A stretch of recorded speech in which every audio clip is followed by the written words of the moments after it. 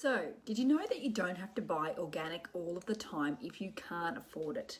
Okay, because a lot of the time, you know, we see so much on buy organic, buy organic, buy organic, and I'll be honest, I thought it was a big load of hype and I didn't know whether it was actually something that I should be looking into or, you know, how I was actually going to do that, because I've got 4 kids and they eat a crap load of food.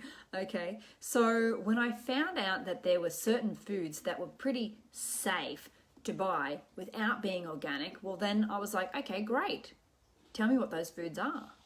Okay, so how many of foods do you eat off this list? Okay, so just out of curiosity. So for those of you who don't know me, my name is Belinda and I'm very passionate about helping people recover from sleeping issues, energy issues, hormonal imbalances, thyroid problems and autoimmune issues as well. Okay, for an extremely personal reason. And something I learned on my journey was a lot about the food that we eat. Okay, there's a lot of focus on food and sometimes it can be so overwhelming and you never really know what to believe, what to trust, what to try, where to go next, what to cook. You know, there's so much out there and it can be really overwhelming. So I want to give you a short list. When I say short, I'll say 15 of foods, and they call this your dirty dozen and your clean 15.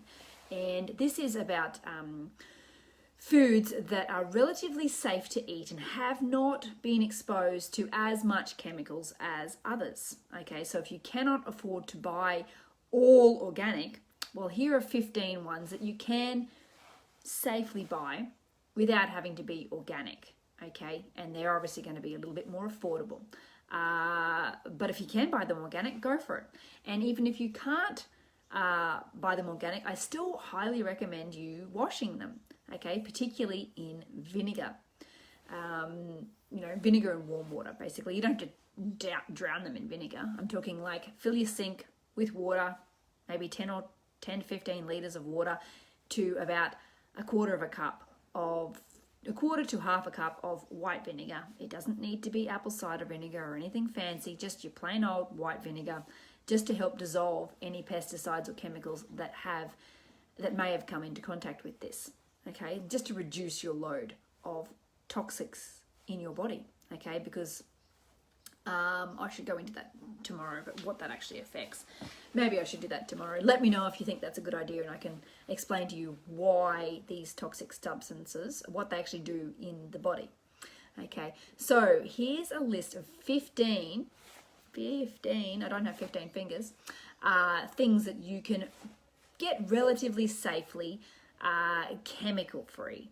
Okay, just reducing your chemical load. Not chemical free, I shouldn't say. I don't want to, you know, promote that they're not chemical free, but just safer than some of your other vegetables. Number 1 is avocados. Avocados. And avocados are actually really good for you. No matter what they say about avocados being full of cholesterol and no good for you, that's actually a load of bull. Okay, and they do contain a lot of good quality fatty acids that can help you. Okay, so number 2 is corn. Now this is a interesting one because corn has been known to be not that great for you because it has been so genetically modified. So, you know, if you can grow your own and grow a heritage one, then go for it. But corn is a relatively safe one for being using less chemicals. Okay, number 3 is pineapples. Yeah, pineapples are actually really good. I love pineapples, and if you can get a really good one, oh my gosh, they're amazing. We had an amazing one when we were on holidays. When you don't get a good one, they're very, sting your mouth, but when you get a good one, damn, they're good. Okay, so enjoy your pineapples. Number 4 is onions. Okay, so onions is a good one. Number 5 is papaya. Papaya fruit is a good one. Okay, number 6 is frozen peas, is what they've said on the list here, but I'm assuming most peas are relatively safe they're easy to grow as well. So, you know, grow good old snow peas. The kids love them and they eat them fresh off the vine. So, you know, that's another one, peas. Number 7 is eggplant. Okay, so you should be relatively safe with eggplant. Number 8, is asparagus. Yep, and asparagus is so good for you. Number 9 is cauliflower, which is good news for me because I use a lot of cauliflower. Okay, I use it in making pizza bases. I use it in making wraps. I use it in making cauliflower rice. I use it in veggie bakes. I use cauliflower so much it's not funny. So we actually go through quite a bit of cauliflower. Number 10 is cantaloupes, or we call them rock melons. Okay, so number 11, another good one, is broccoli. Broccoli is really good for your gut bacteria. It's really good. It's got a lot of nutrients in it that can actually sustain or depress, hunger. Yeah, so you can use it if you find that you are eating more than you want, then there are things in broccoli that can help you suppress your hunger. Yeah, side note there. Number 12 is mushrooms. Yay, we eat a lot of mushrooms too. I'm so glad with some of these things. Okay, mushrooms. And mushrooms can actually be really good for you. And there has been a lot going around at the moment. Another side note here, is that mushrooms contain vitamin D. And this may be the case, but only when the mushrooms have been grown in the sun.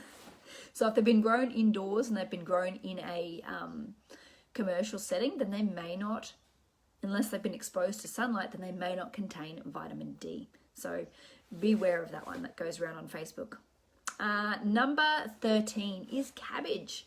Another good one because I use a lot of cabbage. I make sauerkraut and I use it as a pasta. So I'll chop it up finely and I'll make it in a pasta. And we have a lot of coleslaw as well. So another good one to get is cabbage. Okay, another great one to get is honeydew melon. Who doesn't like a good honeydew melon? And when they're in season. And number 15, last one, and this is a really good one if you're on a low carb lifestyle, okay, because doesn't contain as much sugar as some other fruits, and that is kiwi fruit. Yeah, yay, what a great list. So if you want to know more about these, you can look it up yourself. You just Google Clean 15 or Dirty Dozen foods, and this list will come up. Okay, this is not something that I've made up or researched at all. This is just something that I utilize because being a large family, it can be really expensive if I was to buy all organic.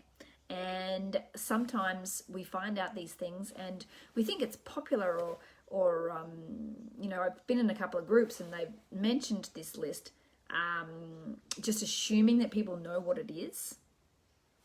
But, you know, I've been doing this sort of thing for a long time and a lot of people don't actually know that these lists exist. So that's why I'm doing these videos, to help you move forward on your health journey. And when you can start reducing some of the toxins in your life that can actually be causing problems with your immune system, well, that's a good thing. So we've got to do anything that we can to help. So anyway, you check out these foods yourself and let us know which ones you like and which ones you eat as well, okay? And what benefits have you found with some of this? So sometimes you're more than welcome to share your knowledge as well, because I'm here to learn too. Anyway, you have an awesome day and I will see you very shortly.